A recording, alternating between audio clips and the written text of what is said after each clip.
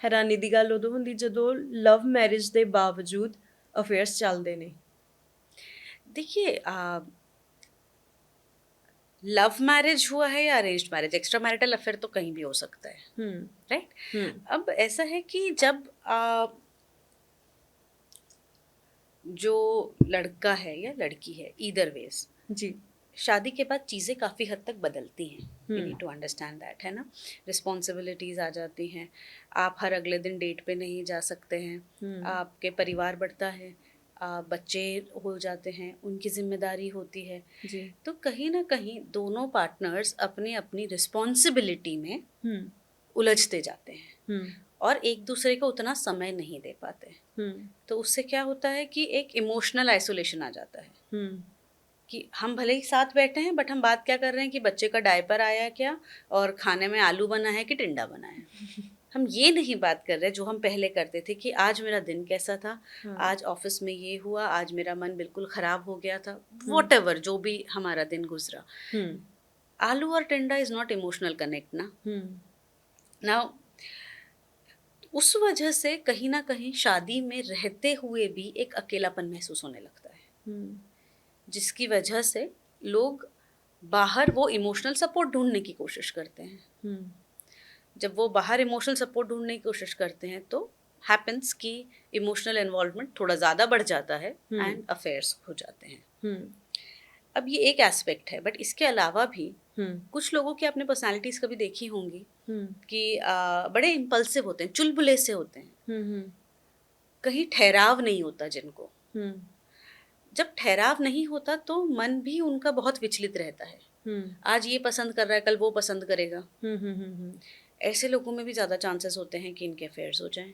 हुँ, जहाँ ठहराव ना हो, जहाँ रिस्पॉन्सिबिलिटी लेने का आदत ना हो, हुँ, ज़िम्मेदारी समझने का जिनको पहले से एक्सपीरियंस ना हो और जो ना लेना चाहते हों। हुँ, अ, एक और चीज़ होती है कि कितना अवेलेबिलिटी है। हुँ, जैसे कि कुछ प्रोफ़ेशंस में हुँ, जहाँ पे फ़िज़िकली ज़्यादा अट्रैक्टिव लोग होते हैं, जैसे कि आप बॉलीवुड की लाइन कह लीजिए या मॉडलिंग की लाइन कह लीजिए। हुँ, यहाँ पे physical fitness and beauty hmm, is of Paramount importance, सबसे ज़्यादा इम्पोर्टेंट है। हुँ, तो जो लोग इस ब्रांच में होते हैं, हुँ, डेफ़िनिटली उनको अपॉर्च्युनिटीज़ ऐसे लोगों से इंटरैक्ट करने की ज़्यादा होती है। जी, उस वजह से अट्रैक्शन के चांसेस भी ज़्यादा होते हैं, हुँ, तो अफेयर्स हो सकते हैं अगेन, हुँ, राइट? तो आई थिंक इस सबको अवॉइड करने का सिर्फ एक ही तरीका है हुँ, कि हम हमारे पार्टनर के साथ हुँ, इमोशनली इन्वॉल्व रहें। हुँ, भले ही आपको रोज़ टाइम ना मिले, ज़िम्मेदारियाँ हैं, हुँ, मगर अब 10 से 15 मिनट रात को सोने से पहले तो हम बैठ के एक दूसरे के बारे में बात कर सकते हैं। एक दूसरे से उनका दिन कैसा रहा, हुँ, एक छोटे से वॉक पे हम जा सकते हैं, हुँ, ताकि आपको बॉन्ड करने का टाइम मिले। हुँ। ਜ਼ਿਆਦਾਤਰ ਲੜਕੀਆਂ ਦੀ ਇਹ ਕੰਪਲੇਂਟ ਹੁੰਦੀ कि लड़के उन्हें तो भजते आ मतलब उनसे भागते हैं दूर हुँ, हुँ। तो ऐसे क्यों होता है?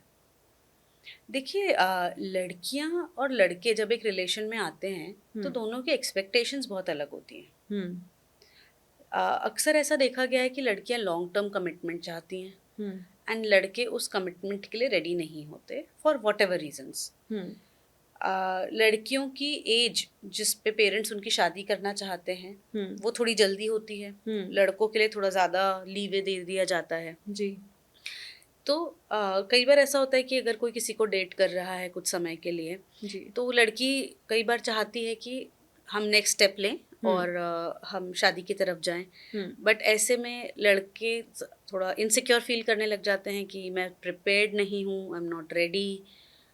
या कई बार अफेयर्स शुरू ही इस हिसाब से किए जाते हैं कि जस्ट अ फ्लिंग, हुँ, है ना? वो इमोशनल इन्वॉल्वमेंट उसमें ढूंढ ही नहीं रहे होते हैं। हुँ, तो ऐसे में भी लड़कों का चले जाना इज़ क्वाइट कॉमन। हुँ, कुछ कुछ लड़कियों के भी ट्रेट्स होते हैं, जैसे बहुत ज़्यादा डिपेंडेंट हो जाना, हुँ, ठीक है? तो इसीलिए भी लड़कों को कभी-कभार लग सकता है कि बहुत ज़्यादा क्लिंगी हो रहे हैं, हुँ, राइट?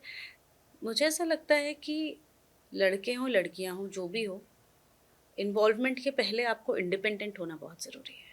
हुँ, देखिए, आप ना जब आपका कप भरा हुआ हो, तो ही उसमें से पानी किसी को दे सकते हो, हुँ, खाली कप से नहीं दे सकते। हुँ, अपने आप में इंडिपेंडेंट रहिए, इमोशनली, फाइनेंशियली। उसके बाद यू सीक कंपेनियनशिप। जी। ठीक है, उसके बाद अगर आप किसी के साथ इन्वॉल्व होते हैं तो आपके पास में उन्हें कुछ कंस्ट्रक्टिव रहेगा आपको उनके पास देने के लिए, बीट एडवाइस, बीट कंपनी। जी। उन्हें किसी को ये नहीं लगेगा ना कि आप उनका फ़ायदा उठा रहे हो, क्योंकि आप अपने खर्चे खुद उठा रहे हो।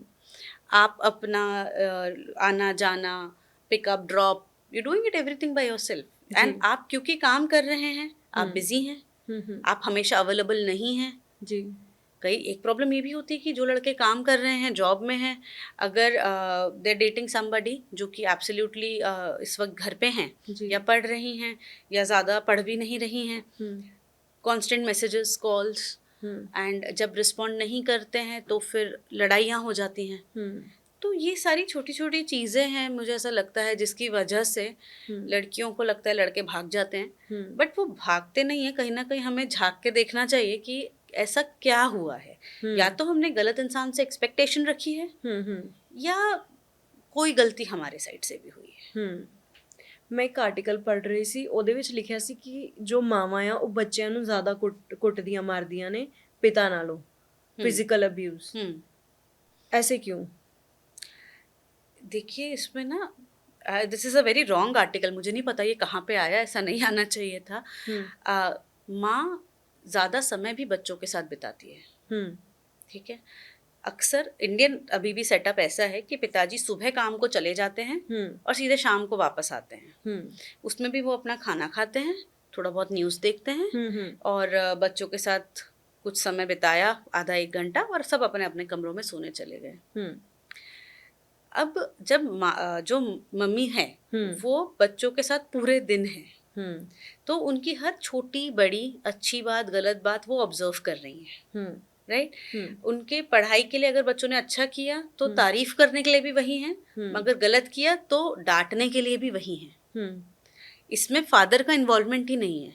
अब जब आप ज्यादा समय बिता रहे हो, उनकी हर अच्छी बुरी चीज की जिम्मेदारी आपके सर पे है, तो इट्स ऑब्वियस कि जो इंसान प्यार कर सकता है वो थोड़ा गुस्सा भी कर सकता है। फिजिकल अब्यूज, मारपीट के मैं सख्त खिलाफ हूँ। मुझे नहीं लगता कि किसी भी माता पिता ने अपने बच्चे पे हाथ उठाना चाहिए। ठीक है, और जो भी बात कर रहे हैं, आज बच्चे बहुत समझदार हैं, आपको बस उन्हें ट्रेन करने की ज़रूरत है कि आप किस तरीके से उन्हें समझाते हैं। उन्हें हर चीज़ का जवाब चाहिए। ये अब वो ज़माना नहीं रहा कि आप जैसे बोल दिया मम्मी ने कि बेटा 10 बजे टीवी बंद कर दो, तो बेटा टीवी बंद कर देगा।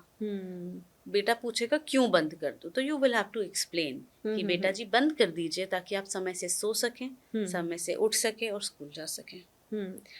आपको उनके सवालों के जवाब अब देने पड़ेंगे, और तब वो एक अच्छे समझ से, एक अच्छे रिस्पॉन्सिबल इंडिविजुअल की तरह डिसीजन ले पाएंगे। तो मुझे नहीं लगता कि कोई भी मम्मी जानबूझ के अपने बच्चे को मारती है। कुछ ना कुछ हुआ रहेगा, बट स्टिल मुझे ऐसा लगता है हाथ नहीं उठाना चाहिए, क्योंकि हाथ उठाने की कोई लिमिट नहीं है।